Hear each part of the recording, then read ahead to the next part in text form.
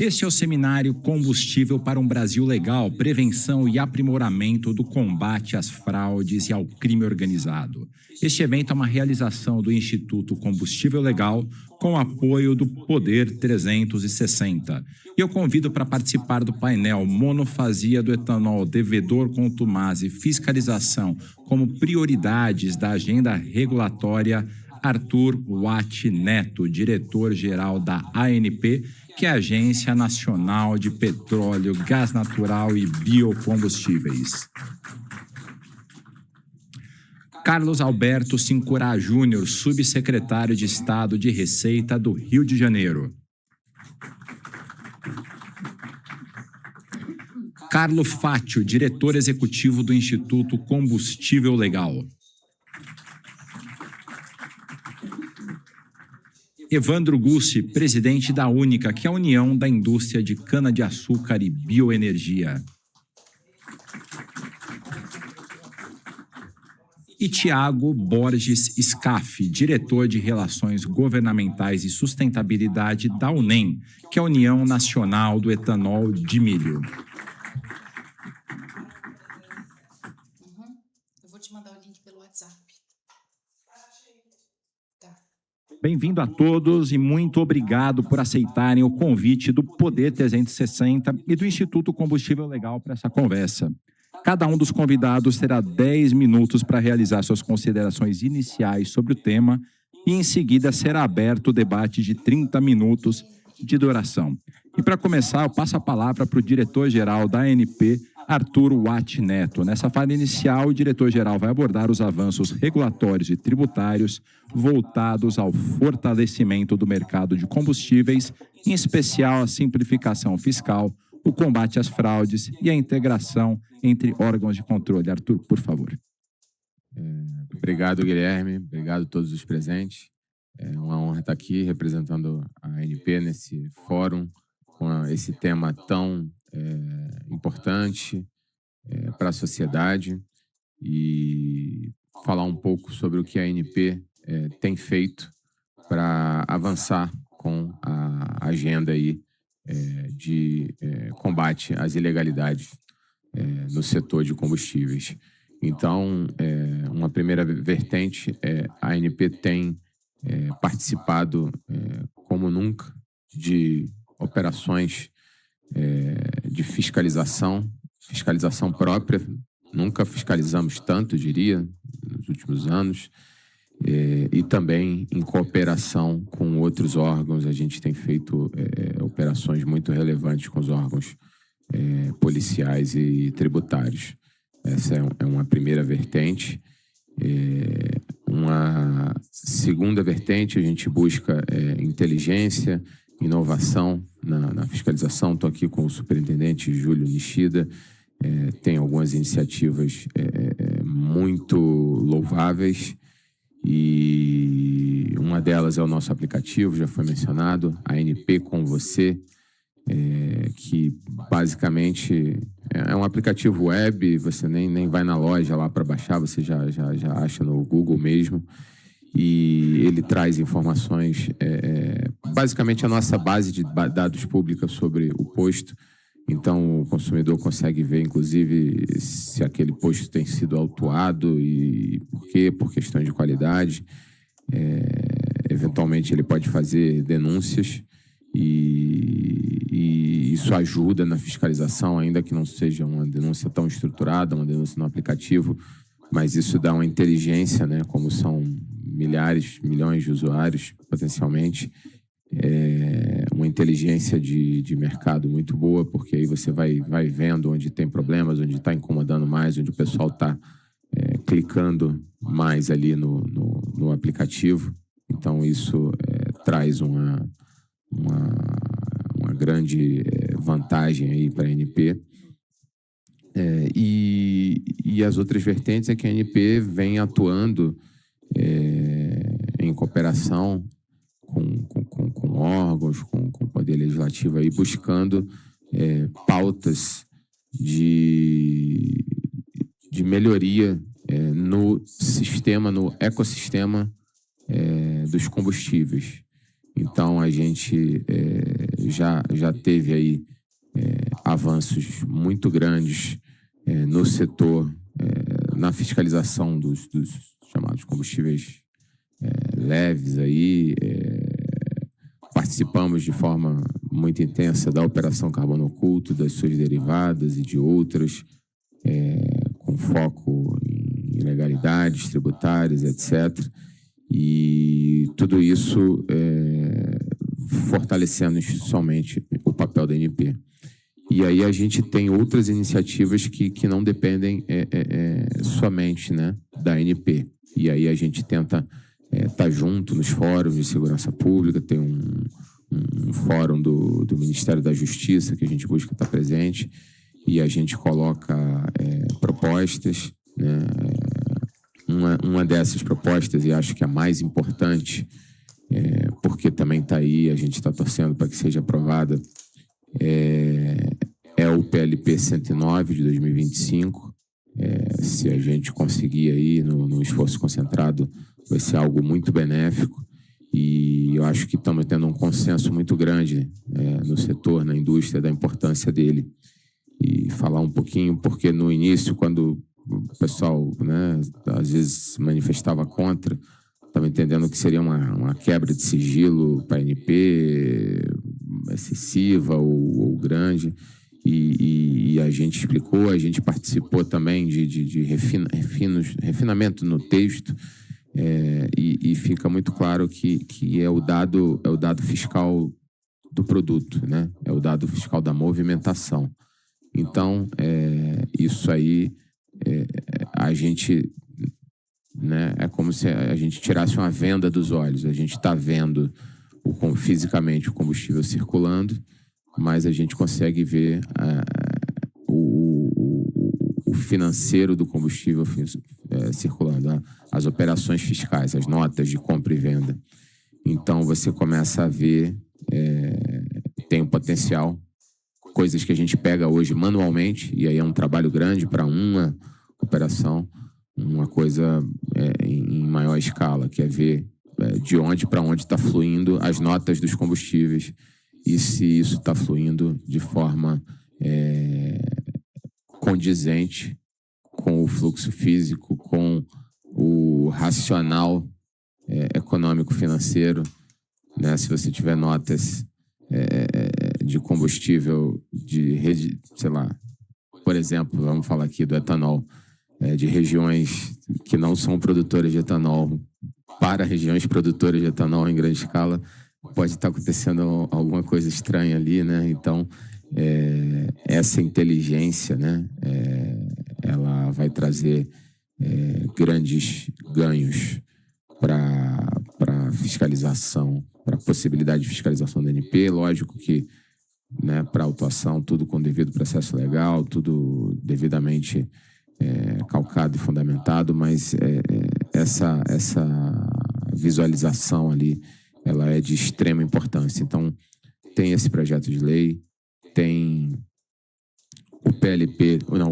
399, esse ainda precisa avançar um pouco mais no Senado, e, enfim, tem pontos ali que ainda que tem alguma coisa controvertida, mas tem coisas que eu acho que são muito básicas, né? A ANP foi criada há 27 anos atrás, e as penalidades foram colocadas em patamar. Na época se falava que pelo Plano Real, que tinha acabado de ser feito, você não podia botar nenhum fator de correção. Então, as penalidades foram colocadas em valores históricos de 1997, salvo engano, ou 9, né? 1999. E aí você começa a ter penalidades propostas, né? Até as penalidades graves, mas se for a primeira, não for reincidente, etc., em patamares que podem estar abaixo do valor mínimo que a Receita ou a Procuradoria da Procuradoria Federal executam, né? Então, fora toda a gama de penalidades ali que a indústria cresceu e a própria expressão monetária se atualizou, e você fica com multas totalmente desproporcionais ao ganho da infração. Então, acho que o quadro que o colega da Receita colocou ali de incentivo ao compliance, incentivo ao cumprimento, ele fica prejudicado, por exemplo, com multas absolutamente defasadas. Então, esse é um ponto essencial para a gente procurar avançar. Trazemos também, nesse PLP aí, taxa de fiscalização, um valor não tão... valores modestos, mas que permitem que o próprio setor, e que acaba quem é mais fiscalizado, também, de alguma forma, financie as atividades da ANP de fiscalização, porque se você for pensar em termos de orçamento público, é muito injusto. O setor se expande, se torna mais complexo, até pelas fraudes descritas aqui pelo Emerson Capaz, e você tem toda uma rede de postos, distribuidoras que precisam ser fiscalizadas, e aí a gente precisa aumentar os recursos públicos para fazer isso, quando, na verdade, se você cria uma taxa proporcional ali ao esforço de fiscalização, à medida que até os bad guys eles estão ampliando as suas atividades e pedindo muitas licenças, muitas coisas para fazer, você tem uma receita aumentada para você poder verificar aquilo ali e correr atrás daquilo. E o próprio setor legal também, na proporção que a gente colocou ali, simplesmente financiar o esforço fiscalizatório da ANP, que é importante para todos. Então, esses são 2 projetos aí muito importantes, que é ainda em tramitação, sem falar no próprio devedor quanto mais, que tem, comemoramos muito já ter sido aprovado, e buscamos outras iniciativas também, aí já mais infralegais, mas a questão da bomba baixa, buscar avançar com a questão da bomba criptografada, isso é importante, é um dos vetores ali de fraude, a gente viu, e a gente costuma dizer que essas nunca aparecem juntas. Você não tem aquela ideia de o posto está lavando dinheiro aqui, mas ou aquele restaurante está lavando dinheiro, mas a comida é muito boa, está toda certinha. No setor não é isso que a gente vê. Tem a lavagem, tem a fraude da qualidade, pode ter a fraude tributária, a bomba baixa, ou seja, a gente acaba vendo o cardápio, o menu completo ali das ilegalidades. Então, e essa bomba baixa aí, a gente vê uma coisa que toca muito no consumidor, né? Toca muito a questão de preço no consumidor, fiscalização de preços, mas quando ele percebe ali que às vezes o preço você está falando de 10 centavos, 20 centavos para mais ou para menos, mas quando você está falando de um tanque que foi fraudado aí em 20% de volume, 30% de volume, esse acho que talvez é o que mais machuca o consumidor. Então é uma peço vertente... que caminhe para o fim da apresentação, muito importante. Para a gente passar para o Sincurar. Tá, eu já estava mesmo terminando. Pediu-se para falar especificamente da monofasia, né? E eu acho que eu não sou aqui talvez o maior especialista, vou talvez ouvir mais sobre a monofasia do que falar, mas a gente identifica que é um ponto sensível, é um ponto que simplifica, ela não substitui a fiscalização tributária, nem da ANP, mas quando você tem, primeiro, padronizado em todos os estados, e segundo, num ponto único de cobrança, a margem para desvios e a margem para descaminhos no fluxo ali, né? Você ter uma operação direta entre a distribuidora, a usina e um posto que está vendendo mais do que declara. Ainda pode acontecer, mas quando a monofasia está ali no começo, isso diminui bastante o incentivo. Então, eu acho que a questão da monofasia combinada com o PLP 109 seriam 2 medidas aí que poderiam representar um avanço muito grande aí para fiscalização, especialmente da parte do etanol. Obrigado, Ati. E eu agora convido a falar o subsecretário de Estado de Receita do Rio de Janeiro, Carlos Alberto Sincurá, que vai trazer um panorama das ações do Rio de Janeiro no combate à evasão fiscal e à concorrência desleal no mercado de combustíveis. Você também tem 10 minutos. Obrigado. Bom dia a todos e todas. É um prazer estar aqui participando desse evento, num momento tão importante para o país, né? A gente vendo todas as operações, ouvi-lo falar aqui do Rio de Janeiro, né? Do nosso governador, hoje Ricardo Couto, todo o trabalho tem sido desenvolvido no Rio. É uma alegria para mim poder estar participando desse momento, né? O setor de combustível é um setor estratégico para o país, para o nosso desenvolvimento econômico, e que ele está sangrando, né, com as fraudes fiscais e todo esse crime organizado inserido nesse setor. E nós chegamos agora nessa gestão, né, do Ricardo Couto, através do secretário de Fazenda, Guilherme Mercedes, e estamos fazendo um combate amplo à sonegação fiscal, não só no setor de combustíveis, mas também de bebidas, cigarros, atuando em várias frentes. Contar um pouco para vocês o que tem acontecido ali na Secretaria de Fazenda, né? Eu acho que é interessante para vocês enxergarem como a gente tem atuado e as nossas frentes. No primeiro momento, nós chegamos na Secretaria de Fazenda, fizemos uma reestruturação do quadro de gestores, foram exonerados em torno de 40 gestores, e escolhemos com todo o cuidado de critério gestores que poderiam fazer um brilhante trabalho, né? Então, a gente fez toda uma reestruturação do quadro de gestores, reestruturamos a Secretaria de Fazenda como um todo, né? Mudamos uma série de coordenações. Vou dar um exemplo para vocês que está muito atinente aqui o assunto que a gente está tratando, né?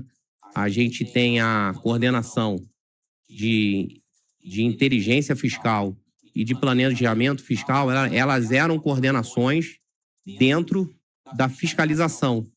E nessa nova estrutura, a gente alçou elas ao patamar de superintendências fora da fiscalização, para que elas possam ter um empoderamento e que elas possam fazer seu trabalho com toda a imparcialidade, né? O planejamento, escolhemos profissionais altamente qualificados, com grande experiência, né, para poder atuar nesse segmento, em todas as escolhas de ações fiscais, malhas que nós temos feito. E a inteligência fiscal atua nas fraudes estruturadas. Então, isso foi de extrema importância para que a gente possa estar viabilizando todo o trabalho que está sendo feito. Temos hoje uma auditoria fiscal especializada no setor de combustível, com em torno de 30 auditores fiscais altamente capacitados, que ali eles atuam em várias frentes, como a fiscalização dos contribuintes. Então, estamos numa fase de fiscalização intensa dos contribuintes, né? O controle de cadastros, que é muito importante, né? Porque a gente corre sérios riscos nesse setor de ter empresas de fachadas, empresas noteiras, né? A gente corre risco de empresas na prateleira ali de grupo para estar atuando. Então, a gente faz hoje um controle rígido através dessa auditoria. Uma revisão de benefícios fiscais no setor para assegurar toda a segurança jurídica e que não esteja ocorrendo, nenhuma empresa esteja se utilizando desse benefício para prejudicar o setor e está ocorrendo fraudes fiscais. Além disso, no termos de barreira fiscal, né, nas divisas do nosso estado, nós, em conjunto com o GSI, que é o Gabinete de Segurança Institucional, temos a Operação Foco, que hoje são policiais, que também teve uma renovação de quadros lá no Rio de Janeiro, agora na gestão do nosso governador Ricardo Couto. E temos feito um trabalho em conjunto com eles, nas divisas do estado, junto com a Operação Móvel, cada um dentro da sua competência, mas temos fizemos uma resolução conjuntas e temos atuado com eles numa forma harmônica, unida em prol de enfrentar esse combate. Posso até dar um exemplo para vocês, que é interessante. O aumento das autuações no setor de combustíveis subiu significativamente. Em junho de 2026 para junho de 2025, houve um aumento de quase 500% nas autuações no setor de combustíveis. Isso dá um recado, né? Sociedade, dá um recado a quem está agindo com a irregularidade, né? Temos feito um programa de regularização aos postos de combustíveis, dando oportunidade a eles. A regularização, porém, dando todo o suporte necessário para os que querem estar em conformidade tributária.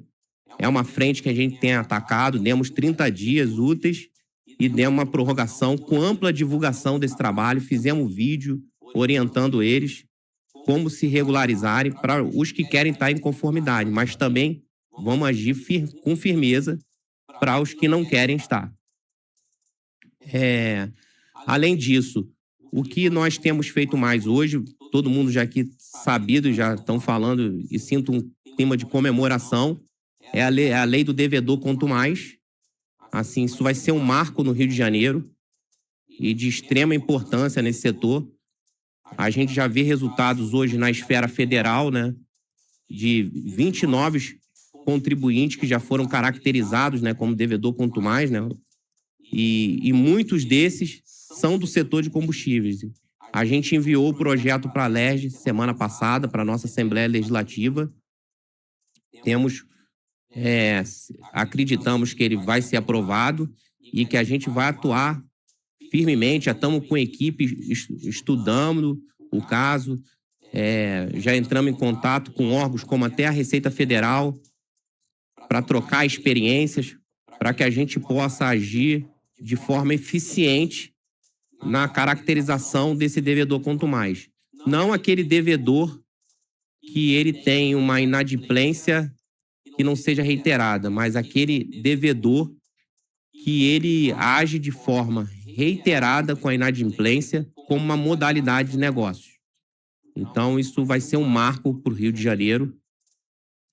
E uma coisa que é importante falar aqui, que é da temática hoje do dia, né? A monofasia do etanol hidratado.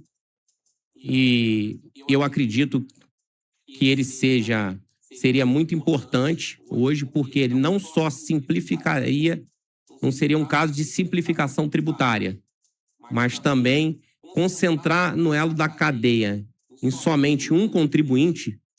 Isso facilita a fiscalização, facilita o controle, evita simulações estratégicas, a gente coíbe empresas de passagem. Então, a partir da monofasia, a monofasia, como já tem hoje no setor de combustível, se for incluída do etanol hidratado, isso vai ser ótimo para a fiscalização e para o setor como um todo. A meu ver, seria de extrema valia para o setor de combustível como um todo. Então é isso, a gente está lutando, mas essas frentes, eu gostaria de deixar muito claro que elas não são só atinentes ao setor de combustíveis, né? A gente está enfrentando não só o setor de combustível, mas também como cigarro, bebidas. E estamos lá à disposição do Rio de Janeiro. Hoje também, uma coisa que é importante destacar, são as parcerias estratégicas que a gente tem feito. Além da GSI, né, que é através da Operação Foco na Barreira, a gente está realizando um convênio aqui com a ANP. Fizemos convênio com a PRF, com o Ministério do Transporte, para viabilizar nosso trabalho, para a gente ter uma inteligência de informação que a gente possa contribuir de forma eficaz para o combate de toda a sonegação e ao crime organizado nesse setor de combustíveis. Então é isso, pessoal. Agradeço minhas palavras, estou à disposição agora aqui para as perguntas. Muito obrigado, Carlos Alberto Sincurá. E eu passo agora a palavra para o diretor executivo do Instituto Combustível Legal, Carlo Fátio. O senhor também tem 10 minutos. E nessa fala inicial, Fátio vai falar um pouco sobre a antecipação da tributação monofásica do etanol hidratado e como isso impactará na redução de fraudes, sonegação e inadimplência na cadeia de combustíveis. Além, é claro, do papel dos estados na construção de um ambiente regulatório mais eficiente contra a evasão fiscal no setor. A palavra é tua. Obrigado, Guilherme. Um bom dia para todos, né? Bom dia aqui aos meus amigos da plenária. Tá? Queria agradecer primeiramente ao próprio Guilherme, né? Não sei se vocês viram a matéria que ele publicou agora recentemente, né? Matéria que se intitulou aí como Navios Fantasmas. É excelente poder contar com jornalistas que trabalham em cima nesses elementos investigatórios e conseguem trazer um pouco de transparência dos ilícitos que ocorrem no dia a dia. Então, primeiramente, parabenizar. Bota ele lá dentro do prêmio ICL para ver se tu ganha, né? Vamos ver, mas tá bem concorrido. Segundo ponto, agradecer a presença aqui do AT. Né? Eu acho que a ANP vem fazendo um trabalho que não temos precedentes. Não, acho que a gente chegou num nível de parceria institucional maravilhoso com o setor público-privado. A iniciativa recente aí do Nishida está sempre inventando coisa, né? Mas o Nishida só traz coisas boas para o nosso mercado. Recentemente, o aplicativo ANP com você, ele traz bastante transparência para que o consumidor consiga decidir a sua jornada, né, de abastecimento. Muitas coisas a gente já está propondo para aprimorar, viu? Acho que é importante a gente pensar na bomba fraudada, como tu falou, para incluir dentro desse aplicativo de vocês, porque a bomba fraudada é uma demanda que a gente tem. Então, isso daqui, eu acho que esse ponto, a decisão recente que vocês fizeram com relação a formuladoras, também que é um ponto fantástico para poder né, tirar do mercado esses agentes que já nascem com o propósito do mal, como a gente gosta de falar. E, por último, uma decisão agora recente também com relação à refinaria, que não refina, do Rio de Janeiro, que também é uma relatoria fantástica, uma decisão extremamente favorável para a descontinuidade de operação daquela empresa que se estabeleceu simplesmente para prejudicar o mercado brasileiro, quebrar com bons empresários, posteiros, distribuidoras e prejudicar a Receita Federal e Secretaria de Fazenda. E nesse ponto aqui, agradecer também a parceria que a gente está tendo, digamos, nesse novo horizonte do governo do Rio de Janeiro. Antes eu só criticava o Rio, tá? Eu sou gaúcho, eu criticava, mas eu acho que a gente chega num momento onde a gente tem que parabenizar, sim, essas boas iniciativas. O governador que está lá como interino fazendo grandes movimentações, Secretaria da Fazenda, né, abrindo os ouvidos, né, e participando de uma série de ações que deviam ter sido tomadas antes. Isso aqui falo na presença do Carlos, a gente já teve uma reunião para discutir um pouco sobre, primeiro, possibilidade de implementação do devedor contumaz, e agora, né, por surpresa, vai ser o primeiro estado que vai conseguir, sim, aprovar o devedor contumaz na esfera estadual. Nós estamos falando aí de 40 bi que mais ou menos tem hoje de débito de combustível dentro do estado. Além disso, a possibilidade de estabelecer a responsabilidade solidária para postos que, a princípio, estão comprando de empresas que, desde o início, já foram devidamente informadas que não poderia ser adquirido o produto sem a devida comprovação de receita. E daí, dentro disso, né, falar do tema aqui de interesse mais importante neste momento. Fizemos um excelente trabalho no passado em cima da monofasia da gasolina e do diesel, sim. Não tivemos mais sucesso porque eles são tão criativos que conseguiram criar o canal lá do... a rota de importação pelo Amapá, né? Depois eles criaram dinâmicas em cima da nafta, diferimento em cima do diesel, e daí com isso, né, não foi melhor a monofasia em função dessas, né, triangulações paralelas, e que agora se mostra já bastante eficaz, com uma redução, como o próprio Capaz mencionou, na ordem de 40% em cima de sonegação e inadimplência. Entretanto, falta ainda, né, um pilar essencial até para a nossa matriz energética, que é o etanol hidratado.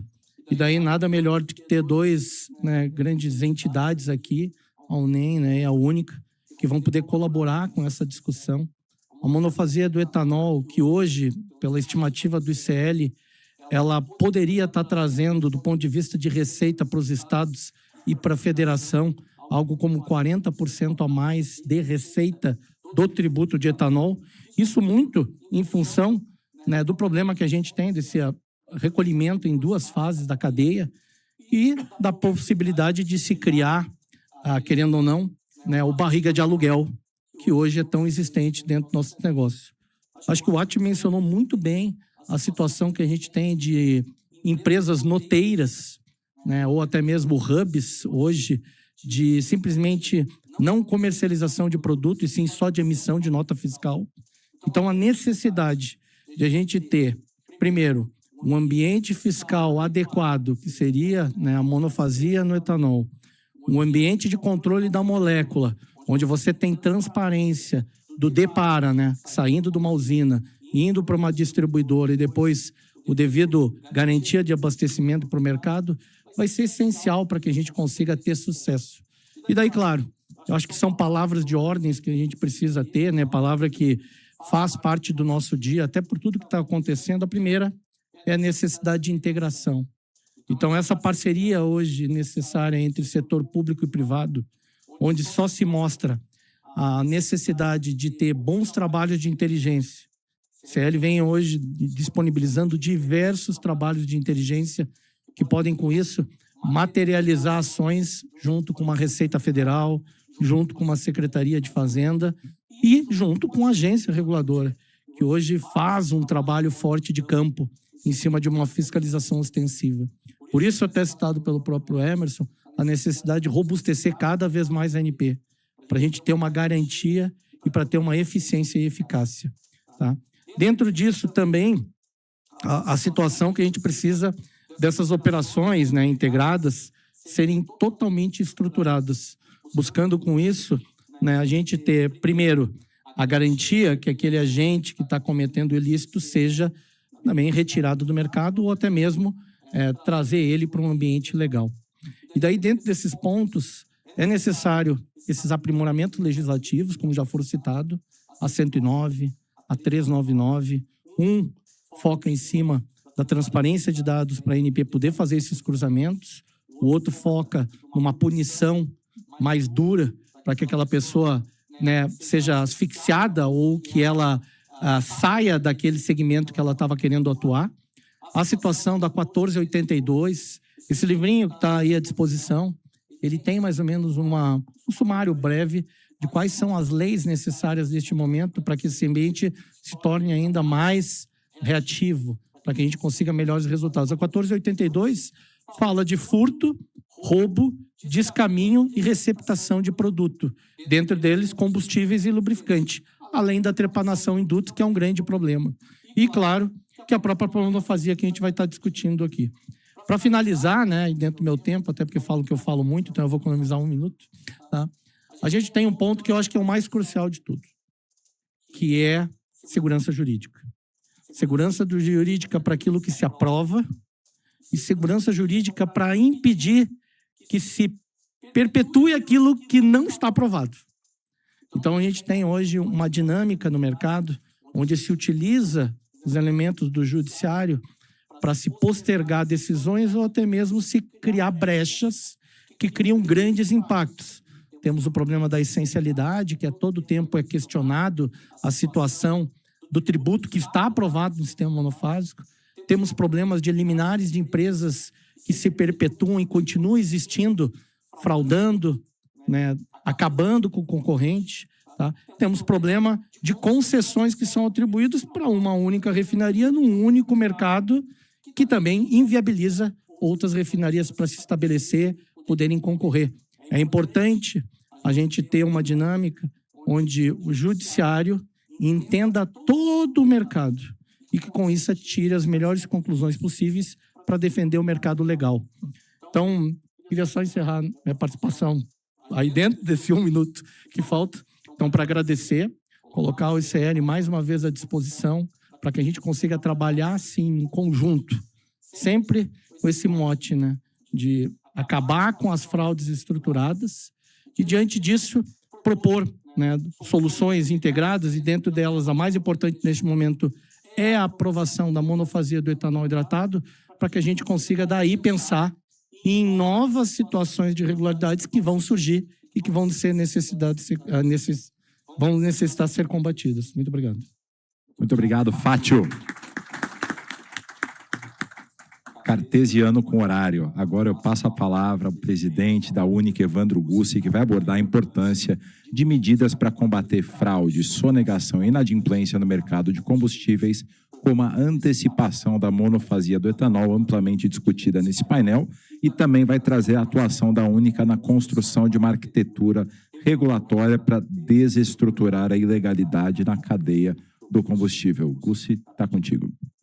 Bom dia, queria cumprimentar o Emerson Capaz, meu amigo, presidente do ICL, cumprimentar o Paulo da Receita Federal, brilhante apresentação, cumprimentar os meus colegas aqui de painel, o Arthur Watt Neto, que eu tive a oportunidade, a honra de conhecer quando ainda era procurador na ANP, por ocasião da regulação do RenovaBio, né? E o único defeito que alguém pode atribuir ao Arthur é que ele é rigoroso, que ele é técnico, que ele é correto e conservador nas posições. Obviamente que estou sendo irônico para dizer que só há elogios de longa data e o seu trabalho à frente da ANP não é uma surpresa para quem te conheceu de outros carnavais. Cumprimentar o Paulo do governo do Rio de Janeiro, parabéns para... desculpa, Carlos Alberto, desculpa. Vocês estão trabalhando tão juntos agora, finalmente, né, Paulo? O Paulo da Receita estava aqui um pouco antes, então está justificado. O Carlos do governo do Rio de Janeiro, parabéns por esse trabalho, por essa revolução que vocês estão fazendo lá. Cumprimentar Carlo Fátio pelo trabalho aqui no ICL. Cumprimentar também, aproveito aqui, antes dos meus colegas, cumprimentar Augusto do Sindicom.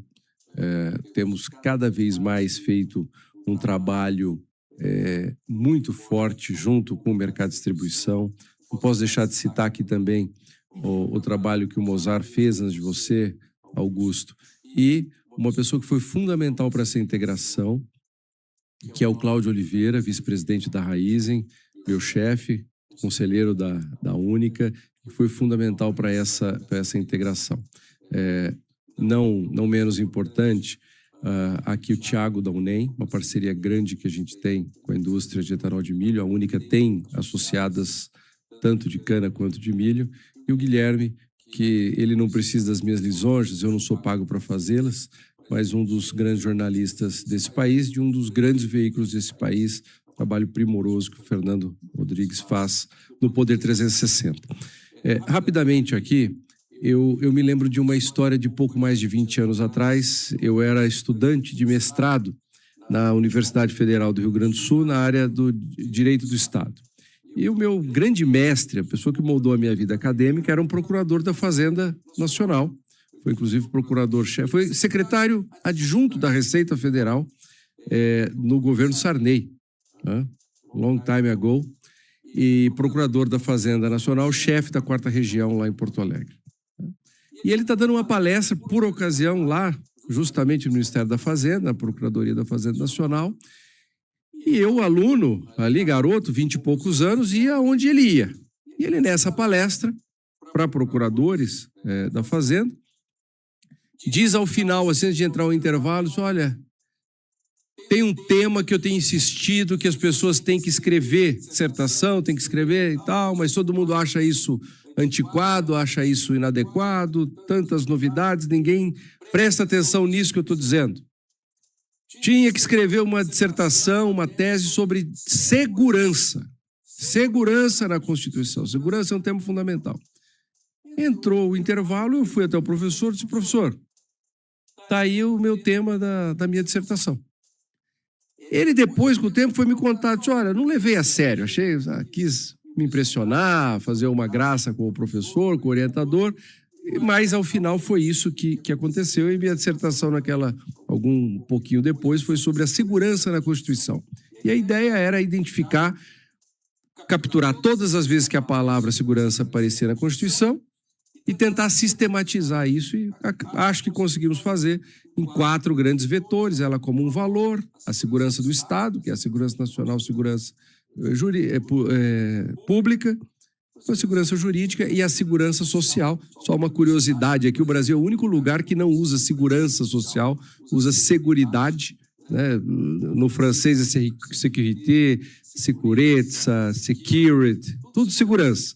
E a gente traduziu equivocadamente da Constituição chilena, que fala seguridade, que deveria ter sido traduzido como segurança e tal. Mas por que eu estou contando isso? Ali a minha cabeça foi moldada. Não dá para conviver com crime. Não dá para conviver com crime. E talvez um dos processos mais graves do Brasil é que a gente foi se habituando. Quanta gente que não se sente culpada porque eu estava com o relógio, fui roubado. Pô, que besteira, estava com o relógio. Nossa, que burro que eu fui, estava com o celular e tal. E isso é o que nós passamos a viver na nossa cadeia. Veja, tem aqui muitas distribuidoras e a gente vai para fora do Brasil e a gente vê um pool de distribuidoras que são globais, que não estão no Brasil. E não é um processo das distribuidoras sérias locais, porque elas com certeza prefeririam competir com as outras sérias que estão no mundo do que com essas que, não são minhas palavras, são as operações, é a imprensa, que distorcem todo esse mercado. Então, o que nós temos vivido é uma coisa que precisa ser incompatível. Para dizer o seguinte, na Única, e o Cláudio, que tem visão sobre os 2 elos do mercado, pode ser uma testemunha, é inegociável. A questão do compliance, a questão de fazer a coisa certa e de encontrar os melhores instrumentos para acabar com a bandidagem no setor de combustíveis, é o sujeito que, Paulo, cruza o sinal vermelho, entra na contramão e sai empinando a moto. Ele não se contenta, Arthur, em fazer uma fraude, como você bem usou. Gostei do exemplo do restaurante. Nós temos um compromisso estratégico hoje, o planejamento estratégico que tem sido implementado nos últimos 2 anos da Única, tem uma vertical sobre isso. Acabar com isso. Não podemos conviver com esse tipo de coisa. E uma das maneiras de fazer isso é justamente encontrar os modelos institucionais. Não é por acaso que há 2 prêmios Nobel de Economia que falam do valor das institucionais. O último é de 24 agora, o Semoglu, Robson Johnson. Nós precisamos desenhar modelos institucionais inteligentes que façam aquela pirâmide do Paulo valer. Quer seja para baixo, quer seja para cima, né? Institucionalizando comportamentos adequados, de uma maneira privilegiando quem vai fazer o correto e punindo, expurgando quem vai fazer o errado. Fruto disso, uma parceria com o ICL, parceria com o Sindicom e, no caso do ICL, estudo de medidas realmente que vão de encontro a qualquer tipo de desconformidade da cadeia de combustíveis. E entre elas, nós demos já um avanço importante. Nós temos que lembrar que a monofasia do etanol, ela já está aprovada. O etanol já terá a tributação monofásica como todos os combustíveis. A reforma tributária, uma das entregas da reforma tributária, e nós participamos ativamente disso, é que teremos já a tributação monofásica de todos os combustíveis, inclusive o do etanol hidratado. O que nós estamos estudando fortemente agora, ICL Única, contratamos consultorias para nos apoiar e assim por diante, é como que a gente consegue antecipar esse processo. Por quê? Quem acompanhou os debates todos da reforma tributária viu o quê? Que o drama de determinadas mudanças é o reequilíbrio dos estados, como que eles vão lidar com seus incentivos fiscais, como que eles vão lidar quem ganha, quem perde. Para isso, lá na frente, nós esperamos e teremos um fundo que fará as devidas compensações. Mas nós estamos nos dedicando fortemente e achamos que já temos alguma maturidade para poder antecipar aquilo que já está previsto na Constituição, na própria lei complementar da reforma tributária. Porque não há dúvida de que você trazendo a cobrança para menos elos da cadeia, no caso, a gente vai poder ajudar o setor de distribuição a sanear isso que virou um problema sério, como foi dito aqui, na gasolina, no óleo diesel e também no etanol. Então, registro aqui que a Única é, não só de boca, mas institucionalmente, um parceiro do ICL e tem como objetivo estratégico seu banir do mercado quem não está de acordo com a lei. Muito obrigado, um prazer estar sob sua liderança, entregando no tempo aqui. Cartesiano novamente. Obrigado, Gussi. E antes de passar a palavra para o Thiago Scaff, eu queria agradecer a presença do senador Jaime Bagatoli, de Rondônia, que ele já está aqui acompanhando o evento com a gente. E agora é a vez do diretor de Relações Governamentais da UNEM, Thiago Borges Scaff, abordar o tema falando do impacto que as mudanças na tributação, na regulação e na fiscalização da cadeia de combustível podem trazer para a sustentabilidade e para o combate à ilegalidade no setor. Está contigo, Scaff.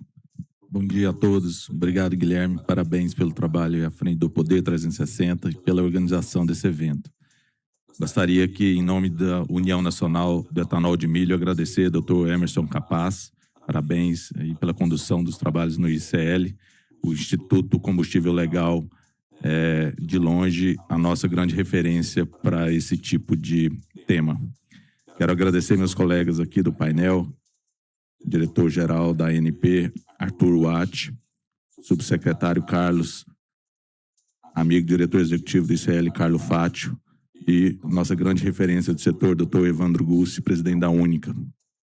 Bom, pessoal, quero agradecer também, fazer uma referência aos colegas da Bioenergia Brasil, Dr. Pedro Robério e Dr. Roberto Holanda, que estão aqui na plateia nos assistindo. Senador Bagatoli é um grande parceiro do agronegócio, da agroindústria, lá no Congresso Nacional.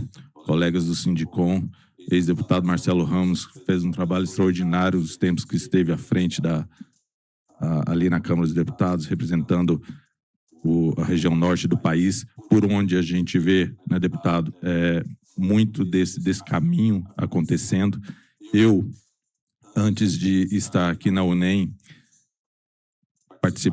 fazia parte de uma grande multinacional exportadora de commodities, e a gente ia muito ali para o Estreito de Breves, deputado, e via como que você conseguia extraviar, como que é possível isso, adulterar barcaças de soja. A gente falou aqui de tabaco, de álcool, estamos falando de etanol, mas praticamente o crime organizado está enfiado dentro de tudo. Qualquer produto que há nesse país tem alguém fazendo um contrabando e um descaminho. Então, dito isso, e o Evandro contou uma história que eu acabei lembrando de uma também muito engraçada que aconteceu ainda, não tão engraçado, mas bem a calhar com esse momento aqui, aconteceu enquanto eu estava nessa multinacional. Nós tínhamos uma dúvida tributária, Paulo, para resolver com a Receita Federal em relação a drawback de cacau, um tema um tanto distante. E aí, o ex-superintendente da Receita, Everardo Maciel, já há muito tempo aposentado do serviço público, Guilherme, e já tinha montado ali um escritório, a nossa diretora de assuntos tributários falou: Thiago, vamos comigo ali no escritório do doutor Everardo, que eu preciso tirar uma dúvida. Aí nós chegamos lá no escritório dele e tomamos um chá de cadeira, que não era muito usual em se tratando do doutor Everardo. Ficamos ali com uns 25, 30 minutos esperando, e ele, de repente, entrou na sala. Ô, gente, me desculpa, eu estava aqui entretido com o robô da IBM, que na época a gente chamava de robô, e agora a gente chama de inteligência artificial, que é chamado, o da IBM particularmente chamava Watson, e ele estava ajudando a alimentar o Watson. E aí a minha diretora perguntou: mas doutor Everardo, o senhor confia nesses robôs? Ele falou: olha, minha filha, não é questão de Em matéria tributária, a gente confia ou desconfia. Quando a gente desconfia, a gente descarta. E simplesmente assim. Então, eu estou aqui trabalhando nisso. Eu só lembrei dessa história porque, como o Evandro muito bem colocou, a monofasia já existe. Ela não foi descartada, ela já acontece nos fósseis, nos combustíveis fósseis, já acontece no etanol anidro, e agora a gente discute se ela vai ser antecipada ou não. Então, Guilherme, o que eu trago aqui como posicionamento da União Nacional do Etanol de Milho é que ela sim poderia ser ou pode ser antecipada desde que a gente consiga conciliar e encontrar essa calibragem perfeita que mantenha a carga efetiva hoje, que dá o diferencial tributário para os biocombustíveis, tá? Se a gente encontrar essa alíquota, é claro que ela vai acontecer, existe uma janela, existe uma demanda muito forte para que aconteça, porque contrabando e descaminho, gente, mais do que uma concorrência desleal, é um recurso que está indo para o crime organizado, como eu iniciei aqui a minha fala. Então, esse é o posicionamento da UNEM. Contem conosco. Eu quero, antes de finalizar, deixar um ponto, ressaltar, que já foi falado aqui por muitos de vocês, mas está parado há quase 4 meses no Senado Federal, aguardando o despacho, o PL 399 de 2025, que é fundamental para que a gente consiga, de certa forma, coibir o que está acontecendo. É inadmissível que a Agência Nacional do Petróleo não tenha recurso, não cobre taxas sobre seus serviços ou não possa cobrar e, dessa forma, não ter o seu orçamento próprio para combater esse tipo de coisa. Então, colegas da ANP, contem com a UNEM para aprovação desse PL. Nós, na Câmara dos Deputados, a gente, junto com os colegas da Bioenergia e da Única, fizemos um esforço tremendo para que fosse aprovado, conseguimos, e agora ele está ali parado no Senado, e a gente, aproveitando a presença do senador Bagatoli, pedimos aí para ele colocar uma força na aprovação desse PL. Guilherme, te devolvo aí um tempo. Obrigado. Muito obrigado, Scaf. E uma característica de uma conversa boa é que o tempo voa e o tempo voou. A gente está aqui em cima da hora e a gente vai fazer uma pergunta. Eu vou pedir que cada um de vocês se posicione em 3 minutos sobre o tema, né? E o que a gente queria focar um pouco agora é justamente na questão das fraudes. O ICL estima em até 30 bilhões as fraudes dentro do sistema de distribuição de combustíveis. Agora, como a monofasia e o tratamento transparente e unificado dos dados sobre o setor podem impactar as fraudes? Eu queria perguntar primeiro para o presidente da ANP, Arthur Watti, como é que a ANP entende que a integração de dados e uma facilitação, não uma facilitação, mas o início da monofasia podem facilitar o trabalho de vocês? Obrigado, Walter. Eu acho que eu falei um pouco no começo sobre isso, mas é isso, né? A ANP, enfim, a gente tem lá um escritório no Rio, 5 escritórios regionais aí espalhados no Brasil e um setor que é desse tamanho, com esse número de distribuidoras, mais de 40 mil postos. E no setor de etanol, você tem uma característica muito peculiar que é a dispersão dos produtores, né? Então, quando você está falando dos derivados leves ali, diesel, gasolina, você tem um fluxo muito específico, né? Ele sai das refinarias, uma distribuidora vai ser responsável por levar até, né, o posto de gasolina. Ainda dá para dar muita volta nesse caminho, mas é um caminho que existe, seja de porto, quando você está falando de importação, das grandes refinarias que estão ali no litoral e eles vão fazendo esse caminho. Quando você está falando do etanol, que, enfim, é um setor fantástico, renovável e muito benéfico para a economia do país, mas você tem essa dispersão. Então, você tem grandes usinas com compliance elevado e outras pequenas usinas, né? Algumas já se fala de controle pelo crime organizado. E a operação de você levar um pouco mais de combustível de etanol para um posto, via uma distribuidora, é algo muito mais difícil de detectar. E quando com isso você tem o ganho tributário, isso aí é incentivado, né?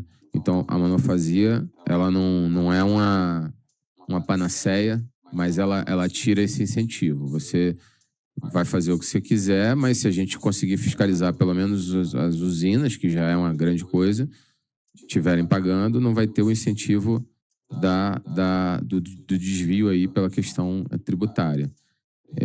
Quando você... Obviamente vai ter outros tipos, enfim, de fraude possíveis, o pessoal é muito criativo. Mas você tira esse principal. Quando você alia isso, o mecanismo de rastreamento, que é você ver as notas saindo, que é uma essência basicamente do PLP 109, como eu disse, essa combinação desses dois é basicamente o que vai simplificar e facilitar bastante a fiscalização. Não vai substituir a fiscalização, pelo contrário, é uma ferramenta para a gente conseguir trabalhar.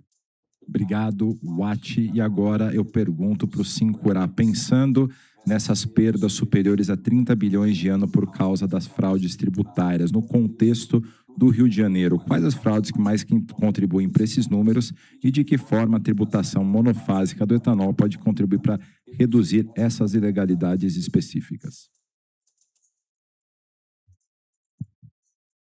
Então, a questão da monofasia, como eu falei aqui na minha explanação inicial, quando a gente concentra o elo da cadeia num contribuinte, isso facilita a fiscalização, facilita o nosso controle,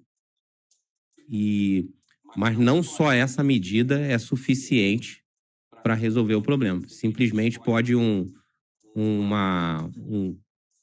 ter um transporte direto de uma usina, fugindo da nossa barreira fiscal, direto para um posto de combustível.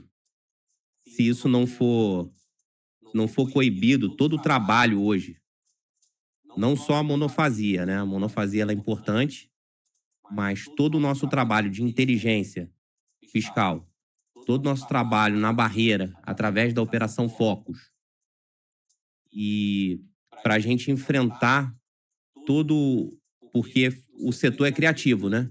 Então, ele pode tentar agir de diversas formas. Ele pode sair uma carga de uma usina diretamente para um posto de combustível e sem passar pelas nossas barreiras, fugindo. Então, a gente hoje tem feito um trabalho, a gente tem intensificado todos os trabalhos nas divisas, né? Como mostrei com vocês. O aumento nas nossas autuações, esse trabalho em conjunto da GSI, todo o convênio que vai ser realizado, né, com a ANP, Ministério dos Transportes, Polícia Rodoviária Federal, eu acredito que são ações coordenadas que podem enfrentar a sonegação, não só a monofasia. Eu acredito que a monofasia ela é importante sim, porque ela... Desde o momento que a gente vai para a monofasia do etanol hidratado, a gente passa a ter só um contribuinte, a gente acaba com essas simulações, acaba com as empresas de passagem. Então, isso tudo facilita muito a fiscalização, mas não somente isso. Todo o trabalho hoje da inteligência fiscal, todo o trabalho da Operação Focus, através dos nossos auditores, e do Gabinete de Segurança Institucional é de extrema valia para que a gente possa ter êxito e coibir toda essa criatividade que esse setor tem para criar mecanismos diários para fraudar o sistema, né? Obrigado, Sincurá. Agora pensando, Fátio, nesse sistema criativo, mencionado aí pelo Sincurá, você que é um dos maiores estudiosos do tema das fraudes tributárias nesse setor, quais são as fraudes mais comuns que você e o ICL já identificaram? Bem, vamos lá, né? Isso aí é uma resposta de uma hora, mas Vou tentar resumir em 1 minuto. Eu acho assim, a criatividade, ela está estruturada dentro desse tipo de segmento. E dentro dessa criatividade, eles vão buscando sempre a que tem a maior fragilidade de controle. Então, o Ati mencionou bem a situação de controle de molécula, né? Então, você tem que ter um monitoramento da molécula e, ao mesmo tempo, tem que ter um monitoramento fiscal. Para coibir a prática fiscal, que é o primeiro, né, porque é o recolhimento do tributo, tá, tu tem que ter a monofasia. A monofasia, digamos que é o ambiente perfeito, porque primeiro que tu tem uma alíquota única nacional. É muito fácil tu cobrar em reais por litro. Reais por litro. Então, 1 litro que sai da usina paga tantos centavos de reais de imposto. É simples controlar isso. E daí não dá chance para tu fazer vendas interestaduais fictícias. E muito menos tu criar dinâmicas dos barrigueiros que tem. Por exemplo, tem uma cidade no Mato Grosso do Sul, chamada Iguatemi, que tem 24 empresas. Só emite nota. Mas não sai 1 litro de produto. Assim como tem também no Paraná, assim como tem em São Paulo. Esse tipo de ação só ocorre porque você não tem o controle da molécula e porque você tem a possibilidade, inclusive, de algumas situações ter o diferimento, que seria o recolhimento do tributo na parcela, né, no elo subsequente, que seria para distribuidor. Então, para eu garantir que essa fraude seja, no caso, inibida fiscal, eu tenho que coibir ou dificultar o transacional dela. Só que eu tenho o efeito balão.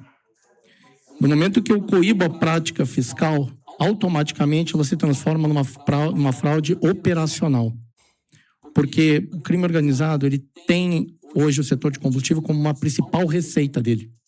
Então, tu tem que ter teu P&L positivo, né? Tu tem que ter tua perdas e lucros, então tu tem que ter mais receita. E daí, quando eu foco em perdas operacionais, eu vou focar em descontrole de balanço de massa, eu vou focar em CBIL, eu vou focar em situações onde eu tenho a bomba fraudada que rouba 10%, 20% do consumidor. Eu vou focar em cima de situações onde eu tenho venda de etanol para outros fins. É uma coisa que nem é monitorada hoje no mercado brasileiro. Não é nem da competência, infelizmente, da ANP, é do MAPA, mas é um produto que é um substituto natural do etanol e que pode virar carburante, porque tem também o hidratado, outros fins, e que tem uma matriz tributária diferente. Então, a dinâmica do operacional, a gente também tem que ficar muito atento. E daí, dentro de todos esses trâmites, o que tem que ser feito é trabalhos de diagnósticos do setor, oportunidades que surgem a todo momento em cima de grandes ganhos, mapeamento e controle de fluxos de pagamento em cima de lavagem de dinheiro. Nós estamos agora com uma parceria Receita Federal com o COAF para fazer esses grandes transferências de dinheiros, né? Pensando assim sempre em dinheiros, porque são várias transações que ocorrem. Então, eu acho que a próxima grande fraude que vem ainda está por surgir. Neste momento, o etanol é a bola da vez porque é a que tem mais condições de fragilidade, seja para controlar a molécula, seja para controlar a arrecadação. Já foi feita a monofasia do PIS/COFINS. E já deu uma bela de uma solução do ponto de vista de tributo federal. Já tem aprovação para o futuro, lembrando que são 7 anos. Em 7 anos, muita coisa vai acontecer, muito roubo vai ter. Então, para mim, eu trago de novo o tema da urgência de antecipar para evitar problemas que podem até prejudicar a situação da própria continuidade de um produto tão nobre, porque querendo ou não, os estados podem chegar no momento e dizer o seguinte: cara, esse produto aqui não está mais sendo vantajoso do ponto de vista arrecadatório.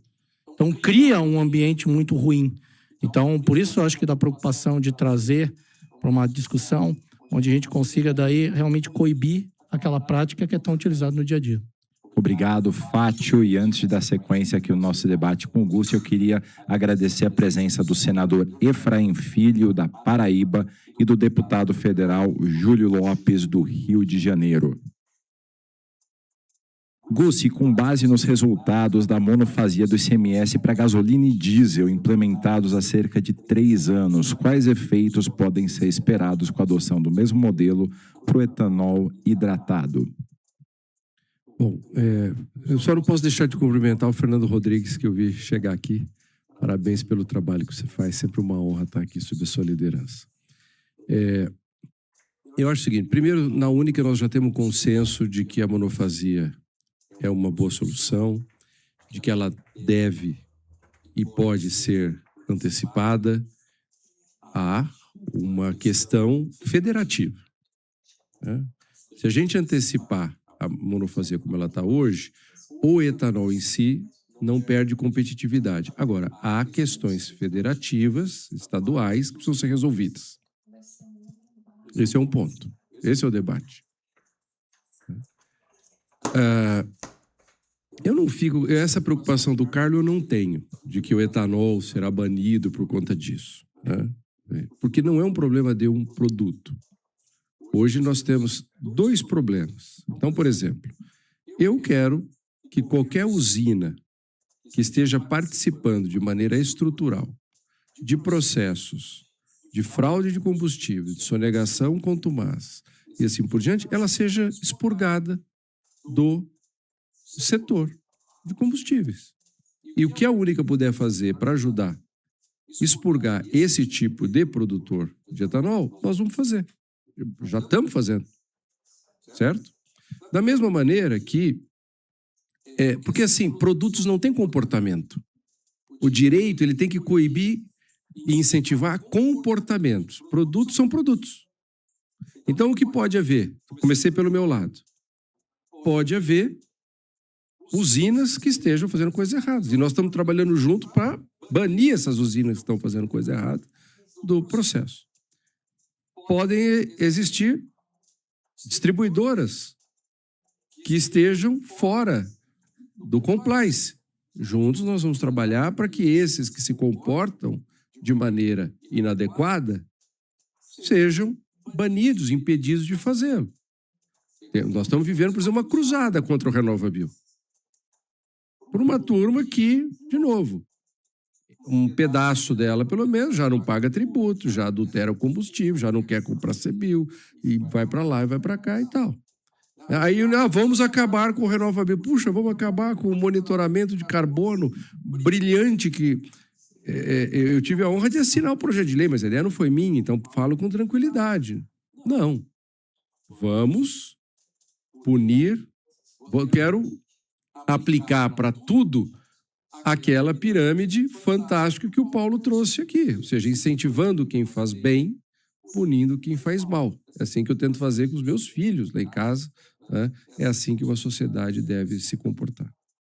Obrigado, Gussi. E agora, no contexto do etanol de milho, SCAF, de que forma a antecipação da tributação monofásica do etanol hidratado pode influenciar a competitividade do setor e investimentos em novas plantas?